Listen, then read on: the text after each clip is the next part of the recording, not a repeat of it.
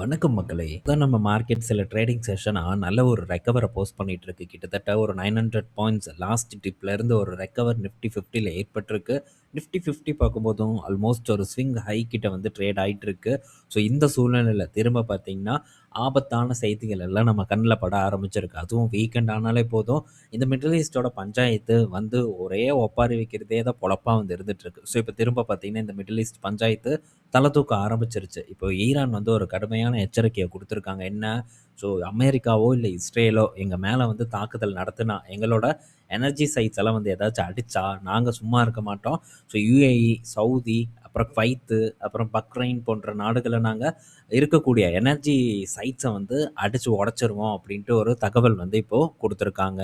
So இது திரும்ப பார்த்தீங்கன்னா, ஒரு பதற்றத்தை ஏற்படுத்துது. மேபி அமெரிக்காவோ, இல்ல இஸ்ரேல் அடிக்க போறதில்லன்னு வச்சுக்கோங்க. அமெரிக்கா தான் இப்போ பிரைமரி பிளேயரா வந்து இருக்கான். ஸோ ஈரான் கூட சண்டை போடுறதுல மேபி அமெரிக்கா ஏதாச்சும் ஒரு தாக்குதல் நடத்துனா, இவன் ஏதாச்சும் ஒரு பக்கம் தாக்குதல் நடத்துவான். இது ஒரு பெரும் பிரஷர வந்து நம்ம மார்க்கெட்ல ஏற்படுத்தலாம் அப்படின்னு நான் நினைக்கிறேன். ஏன்னா க்ரூட் இப்பவே பார்த்தீங்கன்னா, ஓரளவு ஏறியிருக்கு. ரீசென்ட்டா ட்ரம்ப்போட அனௌன்ஸ்மென்ட் வந்தது. அந்த அனௌன்ஸ்மென்ட் வந்ததுக்கப்புறம் க்ரூடு பார்த்தீங்கன்னா, கொஞ்சம் சரிவடைஞ்சிருந்தது. இப்ப திரும்ப பார்த்தீங்கன்னா, இந்த பஞ்சாயத்துனால க்ரூடு ஒரு ஏற்றத்த குடுத்துருமோ அப்படிங்கிற ஒரு பயம் பார்த்தீங்கன்னா, இப்ப நம்ம மார்க்கெட்டுக்கு வந்து ஏற்படும். ஸோ ட்ரம்ப் அனௌன்ஸ்மென்ட்டோட பார்க்கும்போது ஒரு 1000 பாயிண்ட்ஸ் கிட்ட பார்த்தீங்கன்னா குறைஞ்சிருந்தது. திரும்ப இப்போ மேபி ஏதாச்சும் இந்த வீக்கெண்ட்ல நாளைக்கு ஒரு தாக்குதல நடத்திட்டாங்கன்னா, அகைன் க்ரூடோட ஏற்றம் திரும்ப அபரிவிதமா வந்து இருக்கும். ஸோ அந்த டைம்ல மார்க்கெட்ல ஒரு நாள் பிரஷர் வந்து ஏற்படலாம். ஸோ எல்லாம் பார்த்தீங்கன்னா, ஒரு நாள் கோத்து தான்.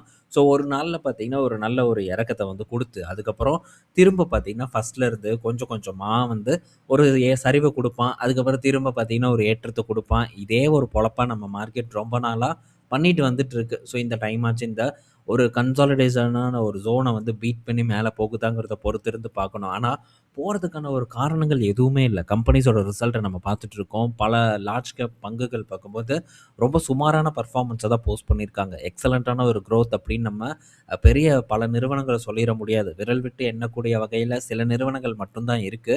ஸோ பெர்ஃபார்மன்ஸும் அந்த அளவுக்கு இல்ல. ஒரு பக்கம் இந்த குளோபல் டென்ஷன் போயிட்டு இருக்கு. ஸோ இதெல்லாம் மார்க்கெட்ட மேபி வந்து பாதிக்கலாம் வரக்கூடிய வாரத்தில அப்படிங்கிறது தான் என்னோட எதிர்பார்ப்பா இருக்கு. பட் நம்ம இன்னும் ஒரு நாள் இருக்கு. பொறுத்திருந்து பார்ப்போம். ஸோ ஏதாச்சும் டெவலப்மெண்ட் ஏற்படுதா? இல்ல ஜஸ்ட் வந்து இந்த பேச்சோட இவனுங்க நிறுத்திக்கிறாங்களாங்கிறத நம்ம பொறுத்திருந்து பார்ப்போம். மேபி நடந்ததுன்னா, ஸோ அகைன் வந்து நம்ம மார்க்கெட்ல ஒரு செல் ஆஃப் ஏற்படுவதற்கான வாய்ப்பு இருக்கு. ஸோ ஏற்பட்டாலும் ஒண்ணும் பிரச்சனை இல்ல. அது நம்மள பொறுத்தவரைக்கும் ஒரு சான்ஸ் தான். லார்ஜ் கேப் பங்குகள போர்ட்ஃபோலியோக்குள்ள இழுத்து போடுறதுக்கு. ஸோ சேலரியும் வந்திருக்கும் பலருக்கும்.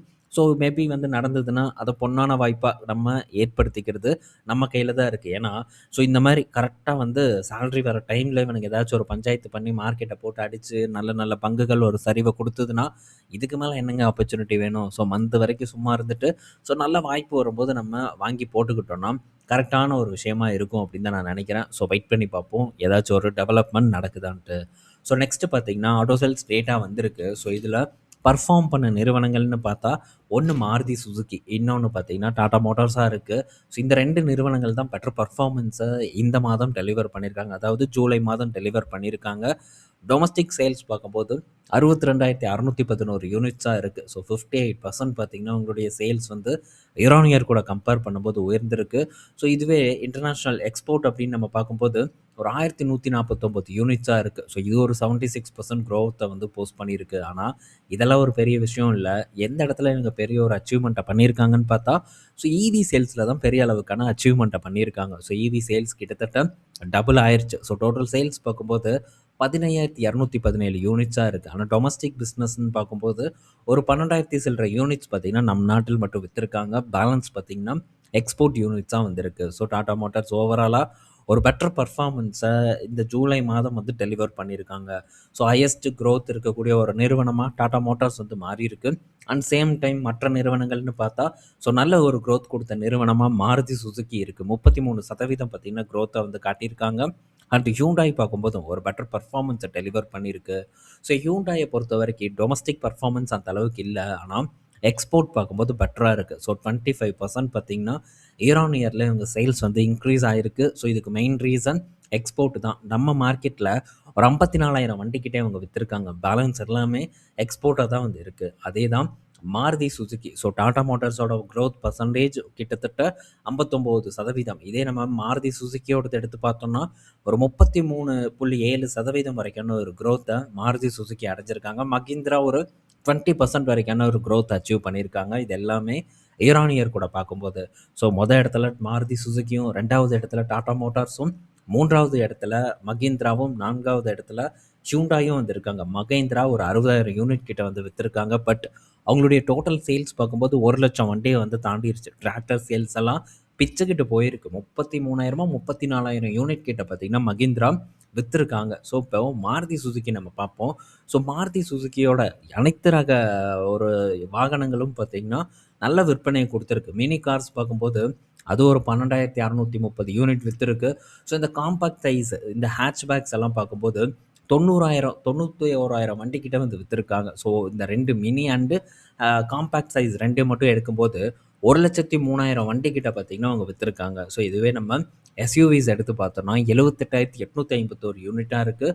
ஸோ இது எல்லாமே இயர் ஆன் இயர் கூட கம்பேர் பண்ணும்போது பெட்டரான ஒரு க்ரோத்தை வந்து கொடுத்துருக்காங்க. ஸோ இந்த எஸ்யூவிஸ் விற்பனை மட்டுமே 78,851 யூனிட் இருக்குது. ஸோ பெரிய அளவுக்கான ஒரு க்ரோத்தை பார்த்தீங்கன்னா இந்த கொஞ்சம் ப்ரீமியம் அதிகமாக கிடைக்கக்கூடிய இடத்துல மாருதி சுசுகி நிறுவனம் பார்த்தீங்கன்னா விற்பனையை வந்து பெருக்கிட்டு வந்துட்டு இருக்காங்க. இது நல்ல ஒரு விஷயம்தான்.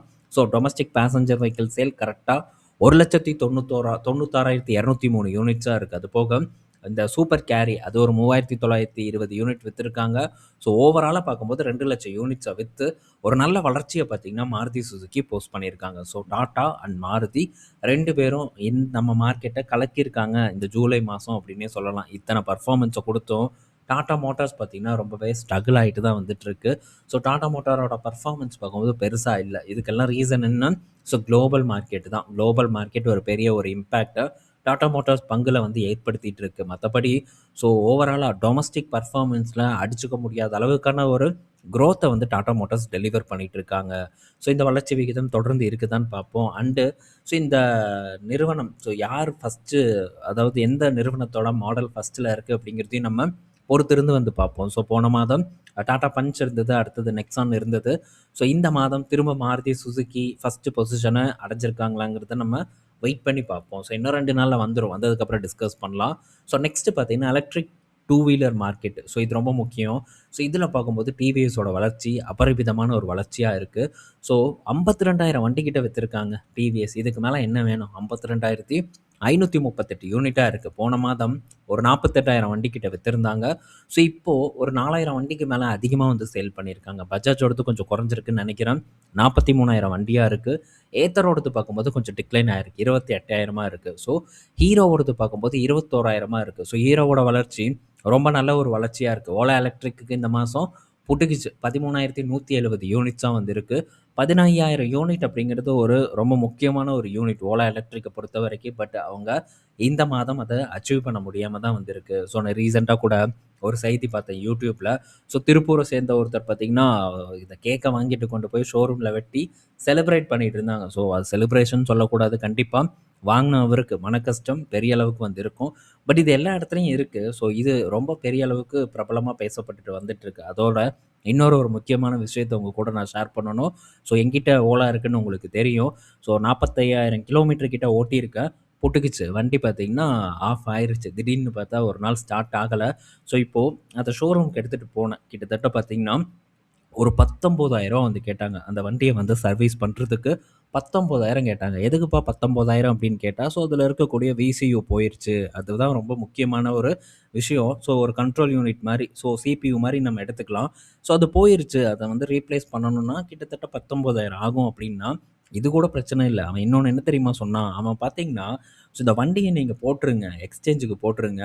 போட்டுட்டு நீங்கள் புது வண்டி எடுத்துக்கோங்க. ஏன்னா இதை நீங்கள் ரீப்ளேஸ் பண்ணாலுமே இந்த ப்ராப்ளம் உங்களுக்கு திரும்ப வரும். அப்படி வந்தாலும் வரலாம், வரவே வராது அப்படின்ட்டு சொல்ல முடியாது அப்படின்ட்டு ஒரு உருட்டுனா கடைசி வரைக்கும் பார்த்தீங்கன்னா அந்த ஷோரூம்காரன் என்ன சொல்கிறான்னா, ஸோ நீங்கள் வந்து எக்ஸ்சேஞ்சை போடுங்கிற இதிலே தான் நிற்கிறான். ஸோ அடுத்த ரக மாடலை வந்து சேல்ஸில் காமிக்கிறதுக்காக நம்மளை போட்டு ப்ரெஷர் பண்ணுறான். எக்ஸ்சேஞ்சுக்கு எவ்வளோ தெரியுமா கேட்டான்? வெறும் 15,000 அந்த வண்டியை எடுத்துக்கிறானாமா. ஸோ அந்த வண்டியை சர்வீஸ் பண்ணால் 19,000 ஆகுமாமா. அந்த வண்டியை அவன் எடுத்துக்கிட்டான்னா ஒரு 15,000 வந்து எக்ஸ்சேஞ்சுக்கு எடுத்துக்குவான். நம்ம போடா அப்படின்னு சொல்லிட்டு வண்டியை எடுத்துகிட்டு போய் ஸோ லோக்கலில் வந்து கொடுத்தேன். ஒரே வாரத்தில் பார்த்தீங்கன்னா வண்டி இப்போது ரெடி ஆயிருச்சு. ஸோ 15,000 பார்த்தீங்கன்னா சர்வீஸ்க்கு வந்து கேட்டாங்க. ஸோ 15,000 கொடுத்து மாற்றியாச்சு. ஸோ இன்னும் சில இடத்துலலாம் கேரளா அண்டு நார்த்துலலாம் நான் நினைக்கிறேன், தமிழ்நாட்டில் எங்கெங்கே இருக்குன்னு தெரியல, கோயம்புத்தூரில் இல்லை. நான் முழுசாக வந்து விசாரிச்சுட்டேன். ஸோ வெளியெல்லாம் பார்க்கும்போது அந்த விசியூவை வந்து ரிப்பேர் பண்ணி நமக்கு கொடுக்குறாங்க. ஸோ ரிப்பேர் பண்ணி போடுறது மூலிமா காஸ்ட்டு பார்த்திங்கன்னா பெரிய அளவுக்கு வந்து கம்மியாகுது. எனக்கு கிட்டத்தட்ட ரூ. 15,000 பார்த்தீங்கன்னா இந்த வண்டியை இப்போ ரிப்பேர் பண்ணுறதுக்கு செலவு ஏற்பட்டிருக்கு.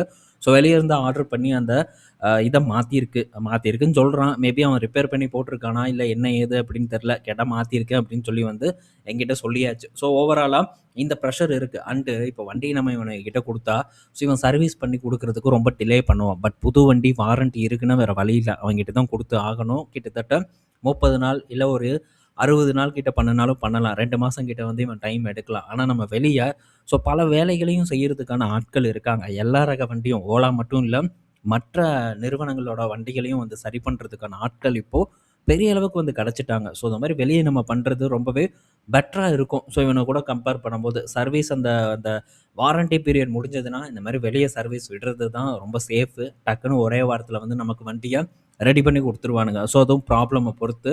ஸோ ஏதோ சின்ன வேலை, ஸோ டிஸ்க் பேடு மற்ற மெக்கானிக்கல் ஐட்டம் போகுது அப்படின்னா நம்ம லோக்கலில் கொடுக்கும்போது ஸோ சீக்கிரம் ரெடி பண்ணிடலாம். காஸ்ட்டும் பார்த்திங்கன்னா நமக்கு அட்ராக்டிவாக வந்து இருக்கும் அப்படிங்கிறது இப்போது என்னோட ஒரு அனுபவத்தின் மூலயமா தெரிஞ்சிருக்கு. மேபி யாராச்சும் வந்து லோக்கலில் இருந்தால் அவங்களுக்கு தெரிஞ்சுக்கும்ல. ஸோ அதனால தான் நம்ம அதை பற்றி இங்கே வந்து டிஸ்கஸ் பண்ணுறோம். ஸோ இன்னும் வந்து இவங்க சர்வீஸில் பல விஷயங்களை வந்து இது பண்ணணும், இம்ப்ரூவ் பண்ணணும். நான் இதுக்கு முன்னாடி ஷோரூமில் சர்வீஸ் கொடுத்தேன்.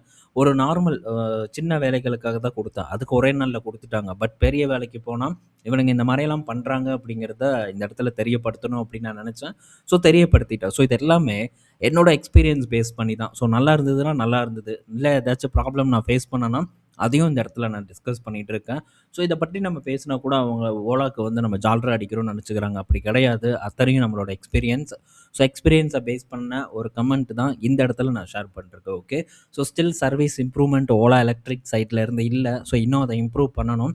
நிறுவனம் அதை தலையிடணும். இல்லை அப்படின்னா இன்னும் ப்ரெஷரை ஃபேஸ் பண்ணுறதுக்கான வாய்ப்பு அதிகமாக இருக்குது அப்படிங்கிறத இந்த இடத்துல தெரியப்படுத்திக்கிறேன். ஸோ அடுத்தது முத்தூட் ஃபினான்ஸ் கிட்ட இருந்து அப்டேட்டு ரிசல்ட் வந்திருக்கு. ஸோ ரிசல்ட் பார்த்திங்கன்னா அந்த அளவுக்கு சிறப்பாக வந்து இல்லை. இயர் ஆன் இயரில் நல்ல பர்ஃபார்மன்ஸ் ஒரு 43% வரைக்கான ஒரு க்ரோத்தை வந்து அடைஞ்சிருக்கு. ஆனால் போன காலாண்டு கூட கம்பேர் பண்ணால் இவங்களுடைய பர்ஃபார்மன்ஸ் வந்து டிக்ளைன் ஆகி தான் வந்து இருக்குது. ஸோ முத்தூட் ஃபினான்ஸோட பர்ஃபார்மன்ஸை நம்ம பார்ப்போம்.